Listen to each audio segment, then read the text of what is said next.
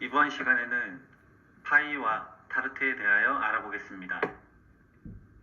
파이 타르트, 일반적으로 타르트, 파이 틀에 반죽을 깔고 그 안에 과일, 채소를 넣고 구운 제품으로 알려져 있습니다.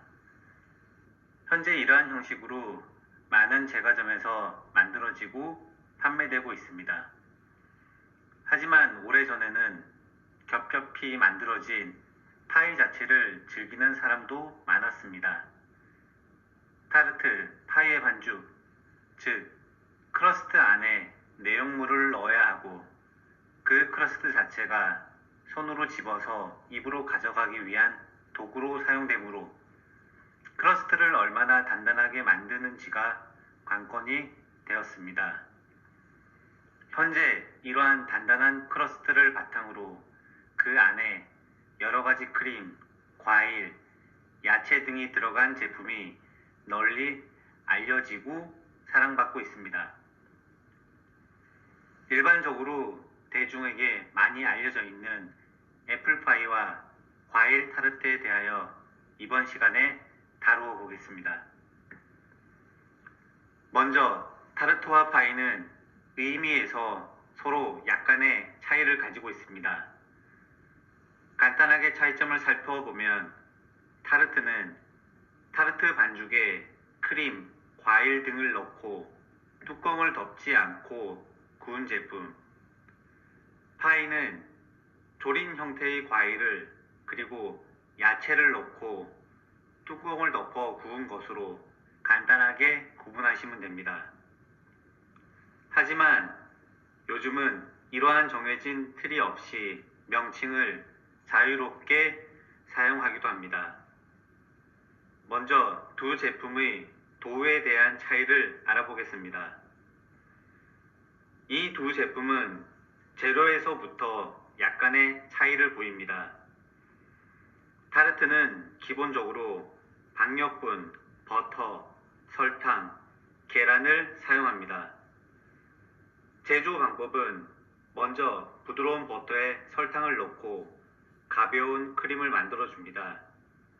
이후에 계란을 조금씩 넣으며 믹싱을 합니다. 박력분을 고운 채로 채를 져서 넣고 가볍게 섞어줍니다. 이후 완성이 되면 냉장고에서 1시간 이상 휴지를 시켜줍니다. 파이는 박력분, 쇼트닝, 설탕, 물을 기본 재료로 사용합니다. 먼저 소금, 설탕을 물에 녹입니다. 채를 친 박력분, 탈지 분유에 쇼트닝을 넣고 잘게 부숴주며 골고루 섞어줍니다. 섞인 재료에 설탕, 소금, 녹인 물을 넣고 섞어주시면 됩니다. 이 반죽도 타르트 도우와 마찬가지로 완성이 되면 냉장고에서 20분, 30분 정도를 휴지시킵니다. 이 도우는 유지, 물, 계란에서 약간의 차이를 보여줍니다. 타르트 도우는 쿠키 도우 느낌이, 파이 도우는 빵 반죽 느낌이 나는 것을 시각적으로 볼 수 있습니다. 이 둘의 차이는 실습 과정을 통해 학습하시게 될 예정입니다.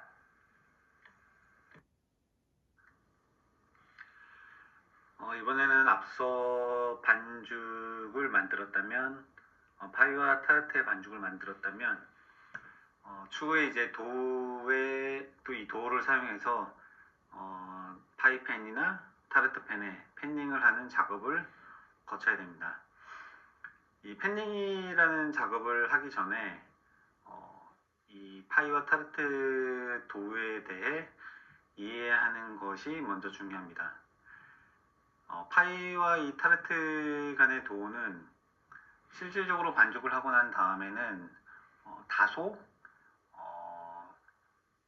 반죽이 되지가 않고 굉장히 부드러운 상태입니다. 이 부드러운 상태의 반죽을 밀어 편 다음 팬에 덮는다는 것은 굉장히 작업성이 떨어지는 공정 과정입니다.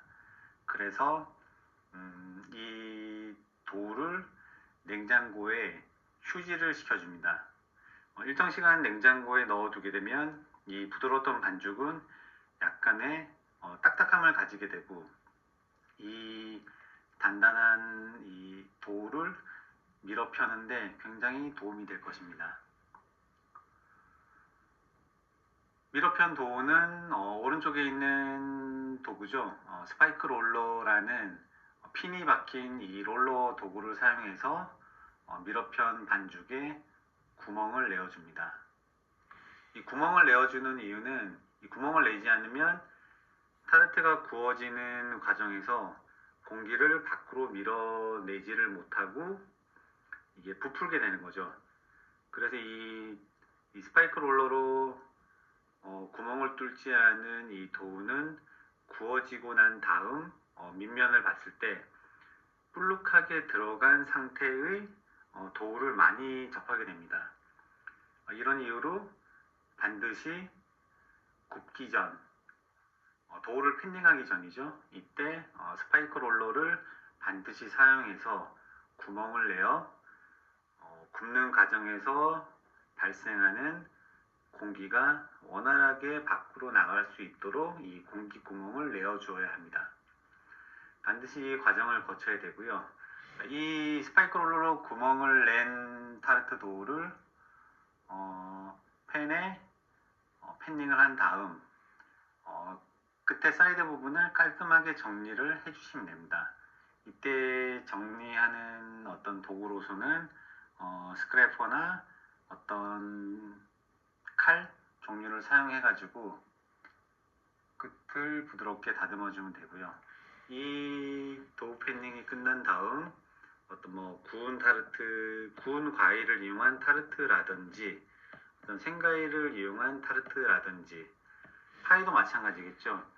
아래 보이는 사진에 보시면 이제 팬닝하는 어떤 과정들이 나와 있는데 이런 타르트나 파이 같은 경우 이렇게 손을 이용해서 팬닝을 한 다음 어떤 도구를 사용해서 끝에 부분을 다듬어 주거나 아니면 손으로 이 가장자리 부분을 약간의 모양을 만들어 주셔서 그 안에 어떤 필링 같은 거를 담은 다음 이제 구워 주시면 되겠습니다. 이러한 파이와 타르트 간의 제품 평가 기준을 간단하게 말씀드리면 일단 부피 같은 경우는 껍질의 크기와 충전물의 양이 알맞게 맞아서 부피감이 있어야 합니다. 이 충전물의 양이 이 팬에 충분히 차지 않은 상태에서 붓게 되면 구워져서 나왔을 때 굉장히 윗부분이 비어 보이겠죠. 하지만 어떤 필링이냐 충전물이냐에 따라서 충전물이 너무 많이 담게 되면 구워지는 상태에서 이게 필링이 넘치는 경우도 발생하게 돼요. 하나 간단히 말씀드리면 이 과일을 이용한 타르트로 예를 들었을 때 수분이 많은 과일들은 이 볶는 과정을 통해서 충분한 수분을 빼주지 않으면 이 수분이 굽는 과정에서 날아가면서 이 충전물의 부피가 줄어들게 됩니다. 그러면 이제 구웠을 때 알맞은 부피감이 나오지 않겠죠. 그리고 또한 이 과일의 수분을 충분히 뺀 상태의 과일을 타르트 팬에 넣었을 때 너무 많은 양의 과일을 넣게 되면 가라앉는 어떤 과정이 없기 때문에 너무 과도한 부피감이 발생할 수도 있습니다.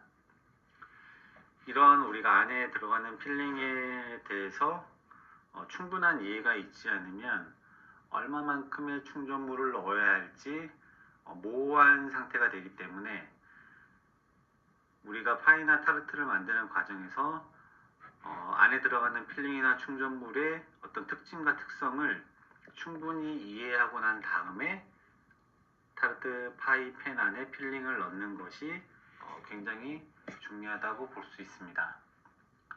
또한 윗면이 주저앉거나 중앙이 불룩솟지 않아야 하는데 방금 말씀드린 내용과 어떻게 보면 일맥상통하는 내용이에요. 윗면이 주저앉는다는 것은 과일에 충분한 수분을 빼주지 않은 상태에서 굽게 되면 많이 가라앉는다고 말씀드렸다시피 그런 과정들을 거치지 않고 필링의 특징이나 특성들을 이해하지 못하면 윗면이 주저앉거나 또한 중앙이 불룩솟지 않아야 한다고 지금 적혀 있는데 이 말씀은 처음 모드에 말씀드렸던 팬닝한 도우에 스파이크 롤러로 공기구멍을 내어주지 않으면 구워져서 나왔을 때 공기가 충분히 밖으로 빠지지 않으면서 이제 밑면이죠. 타르트의 파이의 아랫면이 중앙으로 불룩 솟는 현상이 생깁니다.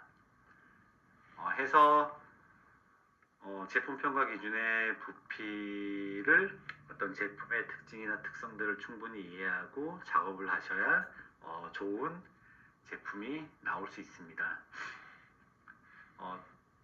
다음으로 이제 균형에 대해서 말씀드리면 균형은 원만 모양으로 대칭을 이루고 위아래 껍질의 봉합 부분이 터지지 않아야 합니다. 이 말씀은 저희가 이제 아래 사진에 보면 나와 있지만 이제 아래 부분 가장 오른쪽에 있는 사진을 보시면 이제 파이 위에 어떤 파이 반죽을 한 번 더 덮어서 약간 클래식한 모양을 내어주는 격자 무늬 모양을 덮어주는 지금 방식이죠. 이런 부분들이 어떤 끊어지거나 제대로 어떤 이어진 상태이지 않은 상태에서 구웠을 경우 이런 그물망들이 이제 끊어지는 상황이 발생할 수도 있습니다. 또한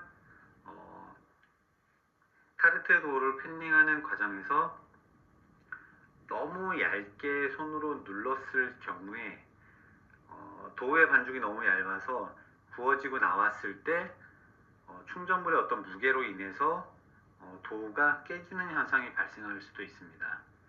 해서 타르트 도우를 얇아진 두께로 미는 것도 중요하지만 밀어편 도우를 이 팬에 팬닝하는 과정에서 저희가 이제 손을 사용해서 팬닝을 하게 되는데 이런 과정에서 도우가 한쪽으로 너무 치우치거나 얇아지는 과정이 없게끔 균형을 잘 맞춰 주셔야 합니다. 이 부분도 매우 중요한 부분이고요. 다음으로 이제 이 타르트를 팬닝하고 과일 필링을 얹고 나서 저희가 이제 굽는 과정을 이제 거치게 되는데 껍질이 어떤 굽기에 있어서 결이 조금 있고 노란빛의 구운 색을 띄어주는 게 중요하고요. 또한 충전물이 끓어넘쳐 껍질이 젖어 눅눅하면 안 되겠죠. 그리고 이제 바닥 옆면에도 구운 색이 나야 합니다. 이 내용도 어떻게 보면 저희가 부피 제품 평가 기준에 말씀드렸던 부분하고 어떻게 보면 좀 비슷한 부분이 있는데요. 충전물이 끓어 넘친다는 것은 이제 충전물에 넣는 어떤 과일보다는 어떤 그 과일을 넣기 전에 저희가 넣게 되는 아몬드 필링이라든지 아니면 파이를 만들 때 예를 들면 피칸이나 어떤 넛을 저희가 넣게 되는 상황에서 부드러운 필링 같은 것들이 들어가는데 이런 필링의 양이 충분히 저희가 적당한 상태가 필링이 되지 않으면 이제 끓어서 넘치는 경우가 많이 발생하게 됩니다. 이것도 마찬가지로 저희가 사용하는 충전물이나 필링의 특징이나 특성들을 제대로 이해하지 못하면 이런 상황이 발생할 수도 있습니다. 이 부분 작업하는 데 있어서 주의를 하셔서 작업을 하시는 게 좋을 것 같고요. 충전물의 상태에 따라서 이제 바닥이나 바닥 옆면에도 색깔이 나지 않는 경우가 있어요.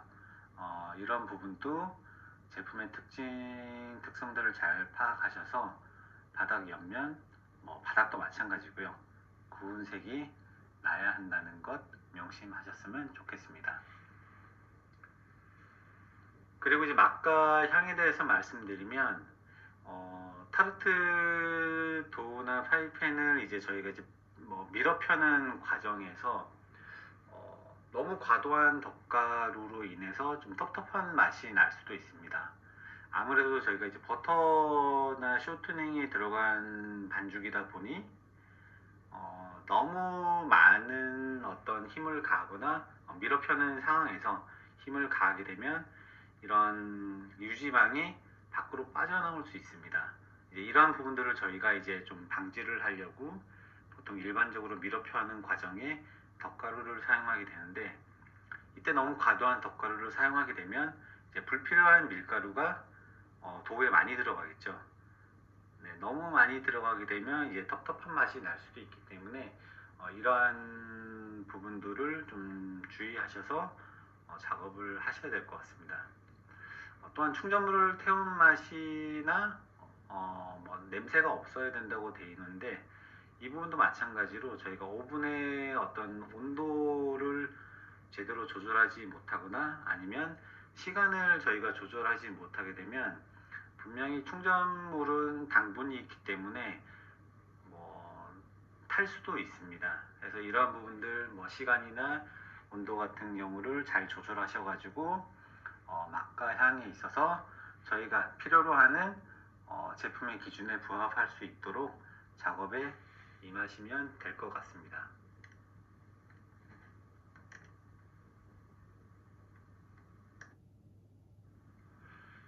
이번에는 애플파이에 대해서 한번 간단히 설명을 드릴 텐데요. 이제 앞으로 저희 실습에서도 이제 애플파이를 여러분들이 이제 만드는 과정들을 이제 학습하게 될 텐데, 파이나 타르트에 있어서 어떻게 보면 과일을 사용하는 파이나 타르트에 있어서 가장 많이 사용하게 되는 과일이 이제 애플이죠. 사과를 이제 가장 많이 사용하게 되는데, 이 사과를 가장 많이 사용하는 이유는 어떻게 보면 가장 대중들에게 있어서 호불호가 없다고 보시면 돼요. 가장 대중적으로 사랑받고, 그리고 남녀노소 모두들 대부분 좋아하는 아이템이다 보니 이 사과를 사용한 어떤 파이나 디저트류 이런 것들이 이제 저희 나라에서는 많이 사용되고 있고요. 그래서 이 애플파이에 대해서 한번 설명을 드리면, 어떻게 보면 이제 서양에서도 설탕 조림을 한 사과를 싸서 이제 얇은 파이나 타르트 도 위에 놓고 이제 구운 과자인데, 서양에서도 우리나라에서도 마찬가지로 파이나 타르트에 있어서 굉장히 대표적인 아이템이에요. 그래서 이 애플파이를 만드는 과정들을 여러분들이 이제 추후에 보시게 되면 다른 과일들을 어떻게 사용하는지, 어떤 제가 서두에 말씀드렸다시피 이제 수분이라는 것이 되게 중요해요. 충전물을 만들 때 저희가 어떤 과일의 수분의 양에 따라 가지고 얼마만큼 충전물을 넣어야 하는지, 아니면 얼마만큼 충전물을 넣지 말아야 하는지, 그 부분을 한번 말씀드렸는데, 어떻게 보면 이 사과가 전반적으로 그 과일의 한 중간 정도의 어떤 위치하고 있는 것 같아요. 애플이 이제 중간 정도 위치하고 있는 어떤 수분 양의 과일이라면, 수분이 적은 과일은 대표적으로 이제 바나나가 되겠죠. 바나나 같은 경우는 저희가 이제 수분을 빼기 위해서 조리는 과정을 거치지 않아도 저희가 이제 팬닝한 만큼의 비슷한 부피의 제품을 얻을 수가 있어요. 또한 이제 애플 사과가 중간으로 봤을 때 사과보다 수분이 좀 많은 과일은 이제 배가 있어요. 배 같은 경우는 애플보다 수분이 좀 많은 과일이다 보니 사과보다 좀 더 조리는 과정을 충분히 거치셔야 하고요. 또한 그 외에는 뭐 신선한 과일은 아니지만 이제 냉동 과일을 사용해서 저희가 이제 타르트나 파이를 만들 때 냉동되어 있는 어떤 냉동 과일이다 보니 저희가 조리는 과정들을 거칠 수가 없어요. 그래서 그 냉동에 되어 있는 상태의 과일을 그대로 타르트팬에 넣고 저희가 구워야 되는데, 이제 각각의 재료들을 사용하다 보면 얼마만큼의 내가 충전물을 넣어야 하는지, 넣지 말아야 하는지, 얼마만큼 졸여야 하는지, 얼마만큼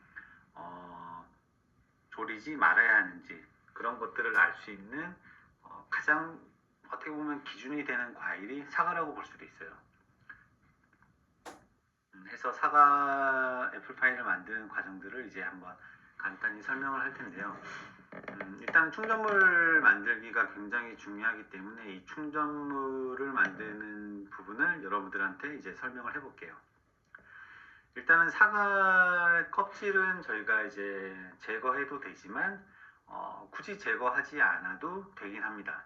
하지만 이 껍질을 제거하지 않는 과일 같은 경우는 씹는 데 있어서 약간의 어떤 거북함을 느낄 수도 있어요. 하지만 이제 아무래도 껍질에 영양가나 이런 게 좀 있다 보니까 과일의 세척들을 좀 잘 해주시면 저는 개인적으로 껍질이 있는 것도 되게 괜찮다고 생각을 하고 있어요. 그래서 이제 사과 같은 경우는 껍질을 제거할지 말지 결정을 해주시고 안에 있는 이제 중앙에 있는 씨를 제거하고 난 다음에 알맞은 크기로 잘라서 이제 뭐 설탕물에 담가놔야 하는데, 이 설탕물에 담궈두는 이유는 아시겠지만 이제 당이 있는 과일 같은 경우는 빨리 갈변이 돼요.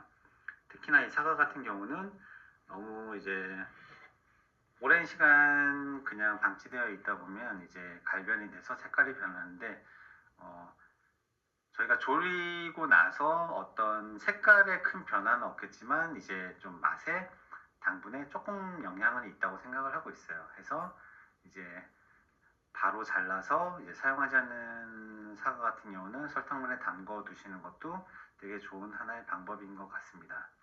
여기 어떤 레몬이나 이런 걸 넣으시면 좀 더 좋은 효과를 낼 수가 있어요. 그 다음에 이제 용기에 설탕이나 소금, 계피가루, 옥수수 전분, 이제 물을 넣고 저어가면서 가열하면서 전분 호화를 시키는 거예요.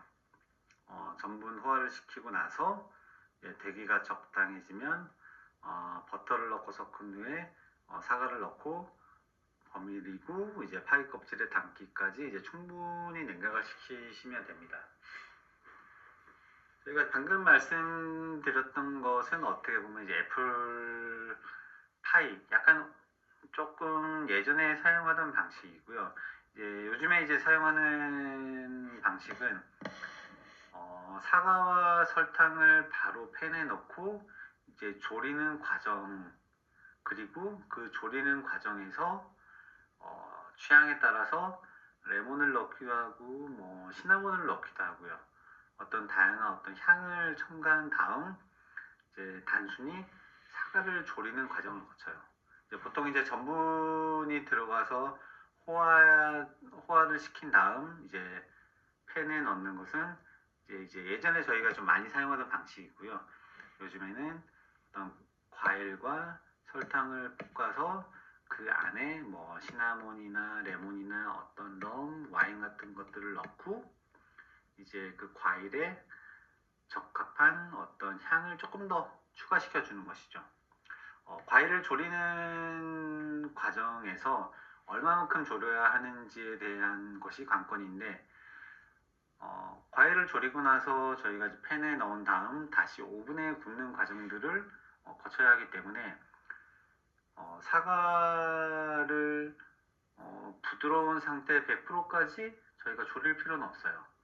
적당한 수분이 빠졌다고 판단하는 70에서 80% 정도의 어떤 되기, 단단한 정도까지, 부드러움이죠. 70에서 80% 정도의 이제 부드러움 정도까지 만들어 주신 다음 팬에 넣으면 오븐에서 나머지 어떤 부드러움을 만들어 주기 때문에 굳이 100%까지 저희가 이제 부드러운 상태를 만들기 위해 팬에서 졸일 필요는 없다는 것입니다.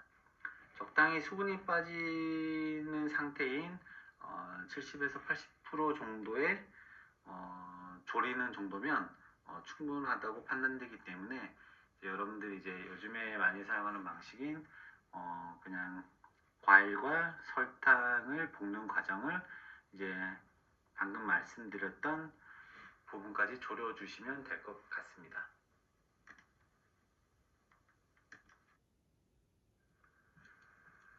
그러면 애플파이 만드는 과정을 정리해 보겠습니다.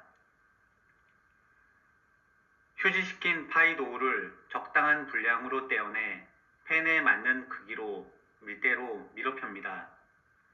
이때 충분히 휴지시키지 않으면 도우가 작업대에 붙거나 잘 늘어나지 않을 수 있습니다. 밀어편 도우에 스파이크 롤러로 구멍을 낸 후에 팬에 덮어줍니다.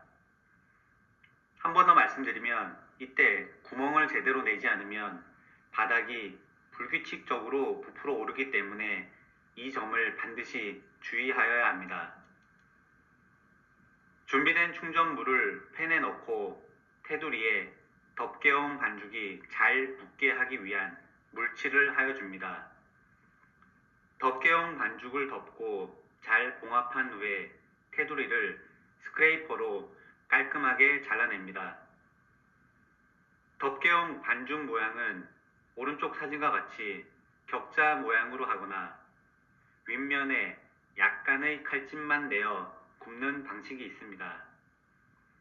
윗면에도 구멍이 있어야 하는 이유는 바닥과 마찬가지로 굽는 과정에서 수증기가 밖으로 빠져나와 충전물이 잘 익게 하고 좋은 제품을 얻기 위한 과정입니다.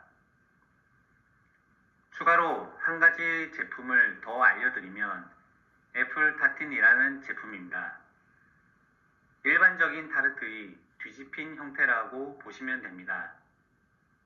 카라멜화한 사과조림을 먼저 파이팬에 넣고 그 위에 파이도우를 덮고 오븐에 굽는 방식입니다. 타틴의 고유한 과일로 애플이 붙어 애플 타틴이라는 대표적인 아이템은 많은 이들에게 사랑받고 있는 제품입니다.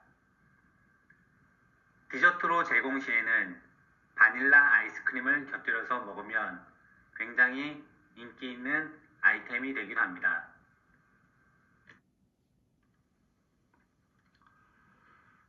이번에는 이제 타르트, 이제 과일 타르트죠. 과일 타르트 도우 위에 이제 아몬드 크림을 넣고 바닐라 크림 위에 다양한 과일을 토핑하는 과일 타르트들이 있고요. 아시겠지만 타르트 같은 경우는 정해진 모양은 있는 것은 아니에요. 사진에 보이는 것과 같이 신선한 과일을 얹거나 아니면 너트류 같은 너트를 올리고 굽는 피칸 타르트 같은 넛 타르트, 다음에 이제 파이 반죽 안에 에그 필링을 넣고 굽는 에그 타르트, 이런 것처럼 예전에 어떤 정해져 있던 방식의 타르트가 아니고 다양한 이제 타르트에 응용된 방식들이 많이 나오고 있는데요. 어떻게 보면 저희가 항상 사용하는 것들은 신선한 과일이나 너트류가 일반적이었어요. 하지만 요즘에 이제 유행하는 많이 사용하는 어떤 아이템이죠. 토마토 같은 것도 많이 사용하고요. 어떻게 보면 야채를 이용한 타르트, 파이, 이런 방식의 제품들도 대중들에게 많이 이용이 되고 있어요. 그만큼 많은 사랑을 받고 있다는 어떤 하나의 증거이기도 한데요. 여러분들이 이제 앞서 배운 어떤 애플파이도 있고 애플 타르트도 있고 방금 보여드린 어떤 과일에 올라간 타르트, 피칸 타르트, 에그 타르트 등이 있는데 타르트라는 어떤 큰 틀에서 큰 틀을 되게 중요하게 보시면 될 것 같고요. 그 외에 어떤 토핑이 올라가는 것인지에 대해서는 어떤 여러분들의 다양한 창의성이 발휘되는 부분이라고 보시면 될 것 같아요. 이러한 부분들을 여러분들 잘 한번 이해하시고 확인하시고 타르트 만드는 과정 이해해 주시면 좋을 것 같아요. 이번에 이제 과일 타르트에 들어가는 아몬드 크림 제조하는 방법에 대해서 이제 한번 간단하게 말씀을 한번 드려볼게요.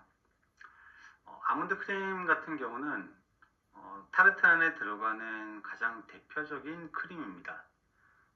이 아몬드 크림 같은 경우는 이름에서 나와 있듯이 아몬드 분말을 사용해서 만드는 크림이고요. 제조 방법에 있어서는 버터를 믹싱볼에 넣고 비터라는 도구를 사용해서 부드럽게 만든 후에 설탕을 넣고 크림을 만듭니다. 이때 크림을 만드는 과정에 있어서 너무 과도한 믹싱을 하게 되면 저희가 이제 뭐 쿠키 만들 때 보통 크림화되는 방식을 사용한다고 하는데 이 아몬드 크림 같은 경우는 이 버터와 설탕이 섞여서 크림화가 되지 않도록 과도한 휘핑, 믹싱을 하지 않는 것이 굉장히 중요합니다. 그러니까 버터와 설탕을 섞고 믹싱한 이후에 저희가 이제 계란을 이제 조금씩 넣으면서 이제 크림을 만들 텐데요. 이 과정에서 너무 과도한 크림화가 이제 생기게 되면 저희가 이제 타르트 팬 안에 아몬드 필링을 넣고 구울 때 많이 부풀게 돼요. 많이 부풀다 보면은 아몬드 분말 특유의 어떤 풍미를 느낄 수 있는 그런 식감의 타르트 도우가 나오지가 않아요. 아몬드 크림 도우죠. 어떻게 보면 약간의 너무 가벼운 크림이 되는 거죠. 구워져서 나왔을 때. 그랬을 경우에 어떤 들어가는 필링이나 충전물하고의 어떤 밸런스가 그리 좋지가 않고요. 또한 너무 이제 과도한 크림화가 되게 되면 이제 끌어 넘칠 수도 있습니다. 이러한 과정들을 방지하기 위해서 크림화가 되지 않도록 믹싱에 주의를 하면서 작업을 하시면 될 것 같습니다. 이제 버터와 설탕 그리고 계란을 넣고 이제 저희가 이제 부드러운 크림을 만든 다음 아몬드 가루를 넣고 이제 가볍게 섞으시면 되고요. 그리고 이 섞은 이제 크림이 완성되고 나면 바로 사용하는 것보다는 냉장고에서 하루 정도 휴지화 시킨 다음 사용하시는 것을 이제 추천드립니다. 아무래도 이제 바로 사용하게 되면 반죽의 어떤 안에 공기가 안정되어 있지 않기 때문에 바로 사용해서 구울 경우 볼륨감이 너무 과도하게 부풀어서 끌어 넘칠 수도 있고요. 그래서 냉장고에서 저희가 믹싱하는 과정에서 생기는 어떤 그런 공기들을 좀 부드럽고 안정된 상태로 만들어 주셔서 사용하시면 좀 더 좋은 식감과 풍미를 느낄 수 있는 타르트를 만들 수 있습니다.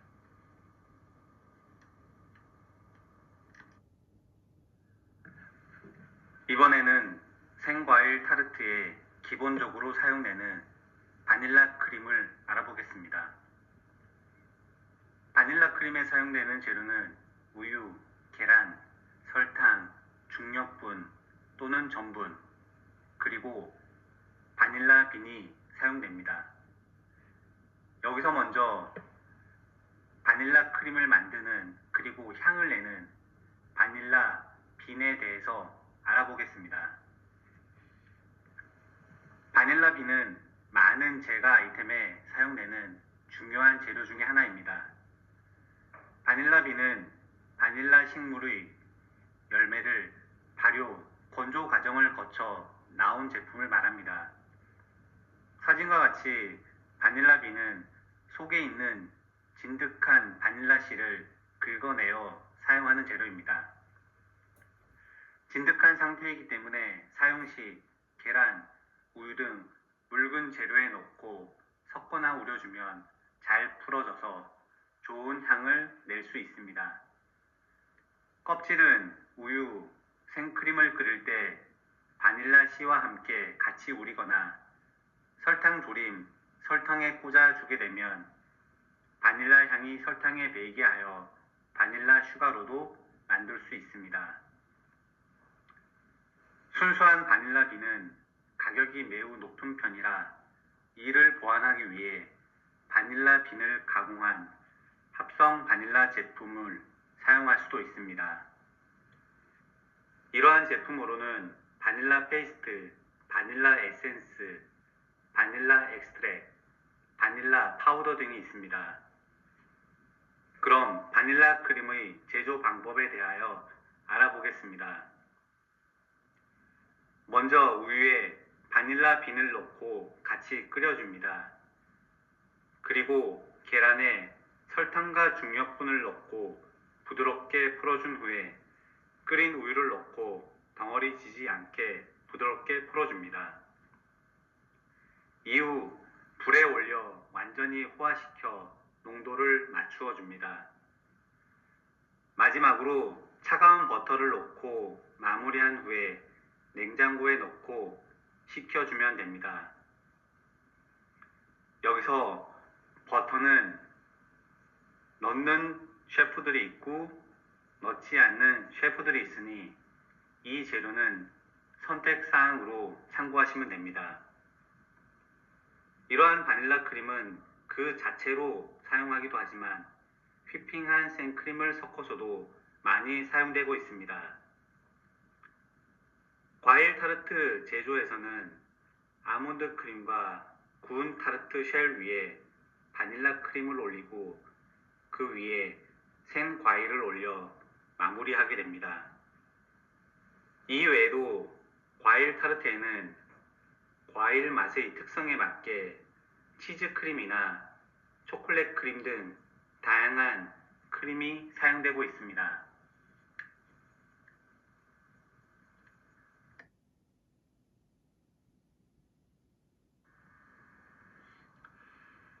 이번에는 토론과 복습입니다. 이번 토론과 복습에서는 첫 번째로 파이 실습. 앞서 여러분들에게 말씀드렸던 파이 실습에서 파이 생산에 대한 이론을 이해하고 파이의 다양한 종류를 이해하고 또한 다양한 매체를 통해 현재의 파이 트렌드를 이해하는데 목적이 있습니다. 이러한 부분들을 여러분들이 앞서 배운 것과 다양한 매체를 통해 이해를 하시고 복습을 하면 되겠습니다.